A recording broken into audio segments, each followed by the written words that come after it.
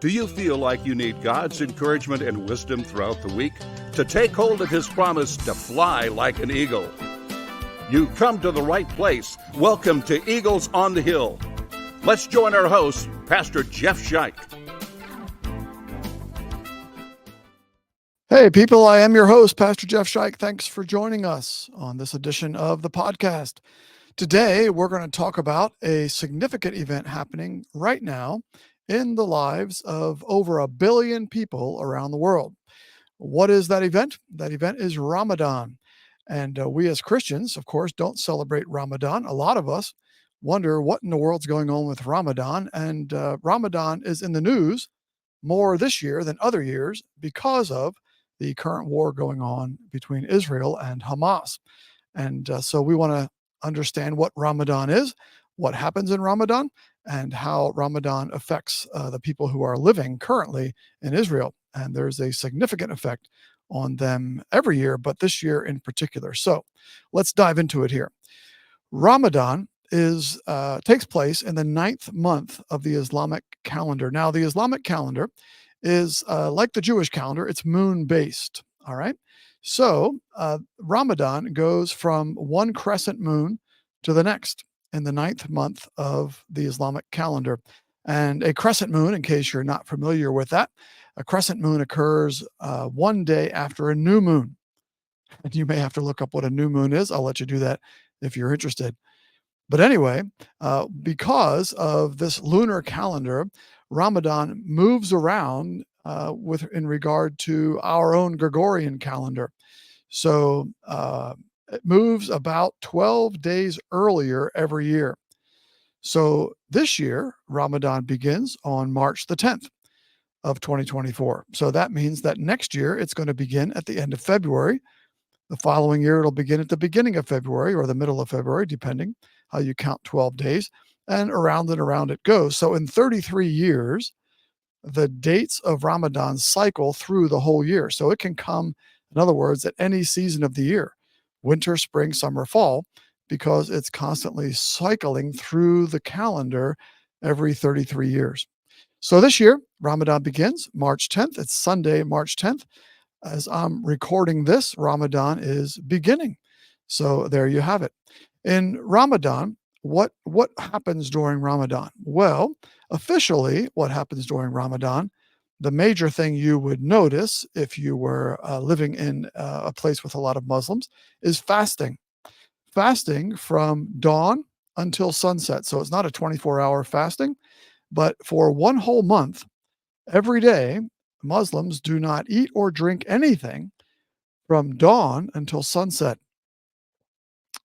Do you know what it's like to not eat and you get kind of hangry, as they say? Hungry, angry? Well, Muslims are getting hungry, angry for 30 days. There's 1 billion Muslims getting hangry during Ramadan. It's a difficult thing to pull off. Now, there's some exceptions. Pregnant women, nursing moms, very ill, that kind of thing. But basically, Muslims, faithful Muslims, are fasting. And that's not only food, but water also, from dawn till sunset. That's the major thing you would notice. There's also additional prayers. It's supposed to be a time for reflection, a time for community amongst Muslims. That's the theory, at least. That's what Ramadan is to be about. And for, I'm sure, many, many, many Muslims, that is exactly what it's about. Why Ramadan? What makes that month special? Why that month? Kind of like, why do we celebrate Christmas December 25th? Well, there's a reason why Ramadan is special for Muslims. The month of Ramadan commemorates Muhammad's first revelation that he received. Islamic tradition says that revelation was received by him in 610 AD. So that's 600 years after the life of Jesus. And Muhammad was visited by the angel Gabriel in that month. And Gabriel, as the story goes, revealed to him the words of Allah, the exact words of Allah, which then he wrote down. Well, he didn't write them down, but eventually they got written down and became the Quran. And those revelations happened in a cave near Mecca, which is in modern-day Saudi Arabia. We've talked about this before. We have a couple other videos about Islam. If you're interested in checking those out, go to Eagles on the Hill on our YouTube page. Just search for Eagles on the Hill. And there's playlists there. Look for the playlist on Islam. But one of the interesting things about this first revelation that Muhammad received is that Muhammad believed that it was demonic. That was his sense as he was receiving this revelation. And his wife, Khadijah, convinced him, no, no, no, this is not demonic. This is from God. And so, with her convincing him, he then began to receive these revelations as the story goes. We've commented before, as we talked about this, how that's a very interesting, has some interesting similarities with what happened in the Garden of Eden. Who was it that convinced Eve and then Adam to eat the fruit of the tree and to fall into sin? It was the wife. And so here Khadijah is convincing Muhammad, as the story goes, that this revelation is from God and not demonic. Very interesting. Anyway, during these hours of fasting, Muslims are to refrain from tobacco products, sexual relations, any kind of sinful behavior, and devote themselves to prayer and to study of the Quran. The end of the Ramadan fast is one of the two highest holy days for Muslims. It's in English called the Feast of the Fast Breaking, because they're breaking the fast. It's one of the two major holidays on the Muslim calendar this year. That will occur on April the 9th of 2024. So March 10th it begins. April 9th is when Ramadan ends this year. Now, Ramadan sounds like it would be a time, except for the fact of being hungry and maybe angry, it sounds like a time for a lot of pious reflection, a lot of good things happening. However, each and every year, Ramadan becomes an occasion for violence. Particularly is this the case within the nation of Israel. You may or may not be aware, but 2 million Arabs live in Israel. Most of them are Muslim, some are Christian, but most of them are Muslim. When you go throughout Israel, you can hear the calls to prayer emanating from the mosques all over the country. That might surprise those of you who have not been to Israel, because we hear about Israel being an apartheid country, but actually 2 million Arabs live there. Again, most of them are Muslim, and you can hear calls to prayer 5 times a day from the mosques, coming out from the mosques 5 times a day there in Israel for the Muslims to know when to pray in Israel. Of course, there's also millions of Muslims that live in Gaza and also in the West Bank area, which is not officially part of Israel, although Israelis call that Judea and Samaria. So what happens on Ramadan is that Arabs want to go and pray on what Israel calls the Temple Mount. The Temple Mount is in East Jerusalem. It is in the old city of Jerusalem. It is the size of about 40 football fields, so it can hold 100,000 plus people there up on the mount praying. So Ramadan in particular, and particularly the Fridays of Ramadan, are when Muslims by the 100,000s come to pray on the Temple Mount. Well, you can imagine when you have 100,000 hungry, angry people, and a lot of them young single men, a lot of them believing that Israel is occupying their land, that Israel should not be there. You get all those people together, and you can have a very volatile situation. So Israel faces that. The whole community faces that every year. And this year in particular can be quite dangerous. So this year, on the eve, as we get into this Muslim holy month of Ramadan, Jerusalem's old city bears few of the usual hallmarks of festivity because of what's going on in Gaza. A lot of the shops in the old city are shuttered because there's but very few tourists there to buy things from the shops. A lot of the usual lights and lanterns and all of that would hang outside of Muslim shops in the old city are simply not there. Ramadan preparations in Jerusalem, which is, of course, the spiritual heart of this very old Israeli-Palestinian conflict, they're very subdued because of the Israeli-Hamas war in Gaza. Over the next month, attention is going to shift a little bit from Gaza to the Temple Mount and to what is on the Temple Mount. Currently, 2 things are there. The Al-Aqsa Mosque is there.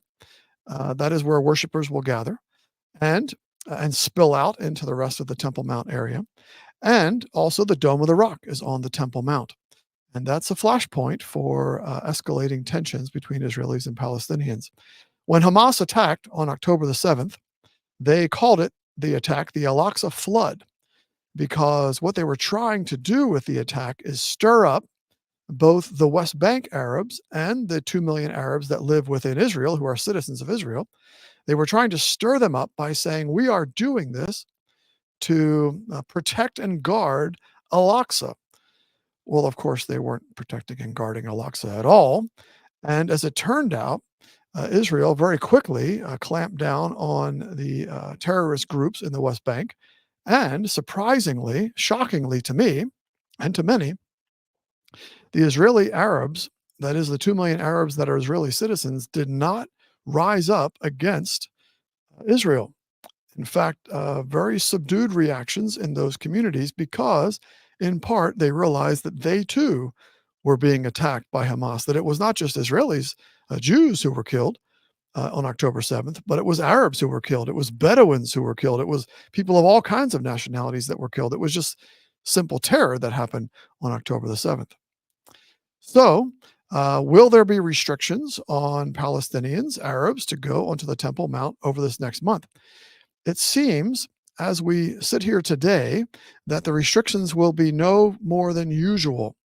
And by usual, I mean that there are some restrictions, particularly on West Bank Palestinian young single men from going up there, because they're the ones that typically, in the past, have been involved in the rioting, involved in the troublemaking there. So typically what Israel will do is allow the elderly, allow the children, allow the women to go freely to the Temple Mount. And that seems to be the case this year, even though there are significant security concerns. And if anything starts to happen, of course, then Israel will have to decide, are we going to clamp down on this, which will play into Hamas's hands, because Hamas will say, look at that, we're defending Al-Aqsa Mosque, or will Israel just deal with some of the situations that occur?